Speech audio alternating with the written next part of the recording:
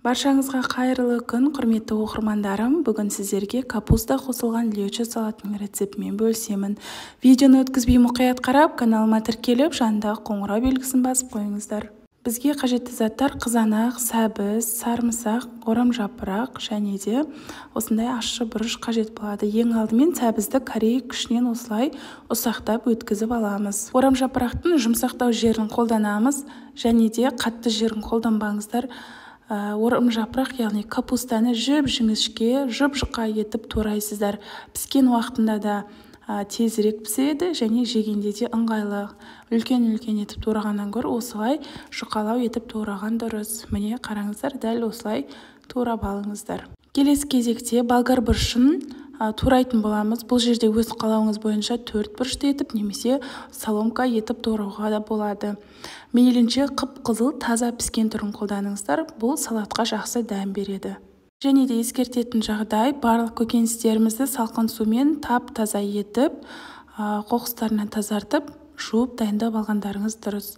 Бұл жерде сіздерде қазір 2 сарымсақты қолдандым, яғни 2 бас чеснок. Лайфхак айта кетейін, осындай ет тартқышыңыз болса, жоғарғы жағына осындай сүлгі орап қойыңыздар, сонда қызанақты өткізген кезде суы аузына толып қалмайды және де төмен қарай ақпайды.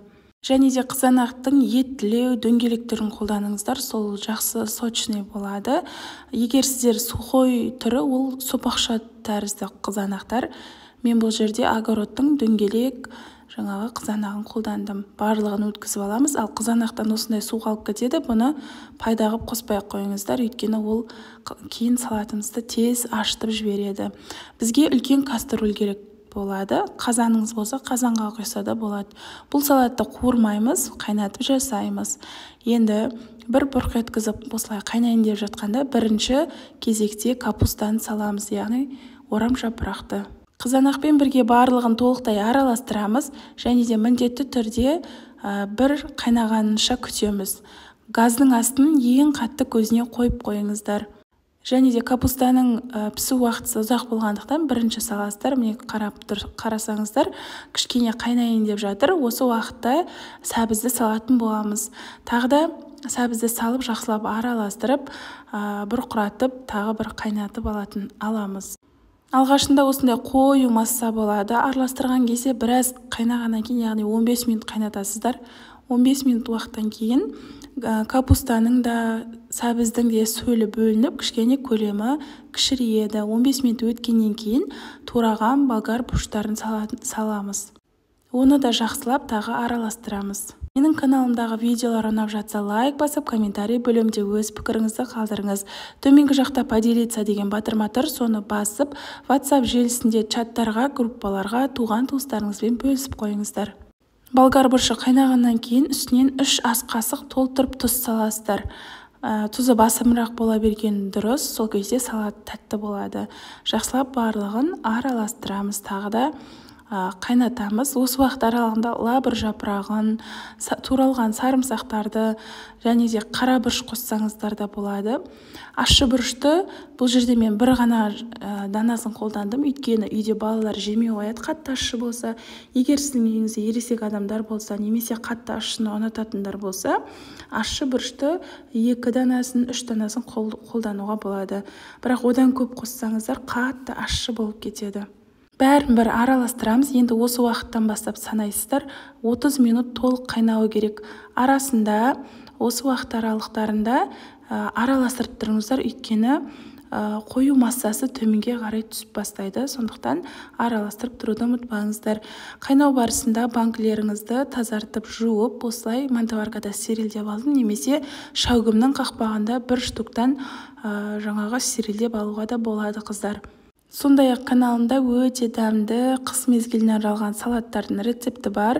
Қайнатылмай жасалатын чертополохтың, тұздалған қиярдың және де күздік салаттың, сонымен қатар баклажан қосылған икра салатының, түрлі тұздалған ассорти, яғни қияр, қызанақ, капусталардың, сицилий салаттарының рецепті бар. Барлығын сілтемесін төменге описание бөліміне қалдырамын, немесе каналға өтіп көрсеңіз болады.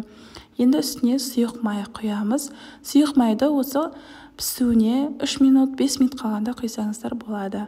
Бұл жерде бір ас қасық толтырып қант салдым. Қантты салу себебі бұл жерде қызанақтың кішкене қышқылдығын басады.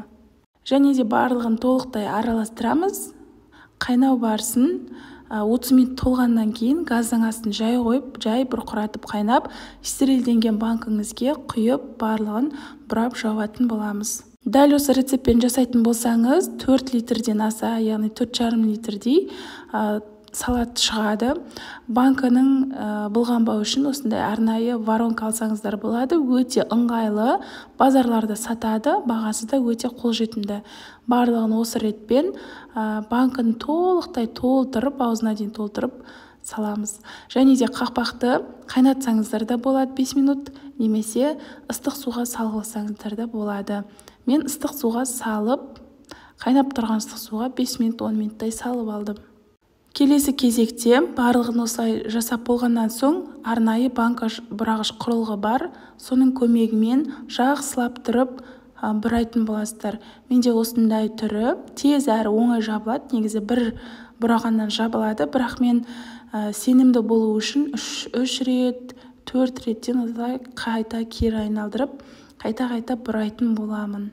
Міне көріп тұрғандарыңыздай осылай толықтай жабылғанына көз жеткізіңіздер. Осымен біздің салатымыз дайын болды. Міндетті түрде жасап көріңіздер. Каналға тіркелмеген болсаңыз, міндетті түрде тіркеліп алыңыздар, және де осы видеоны достарыңызбен бөлісіп қойыңыздар.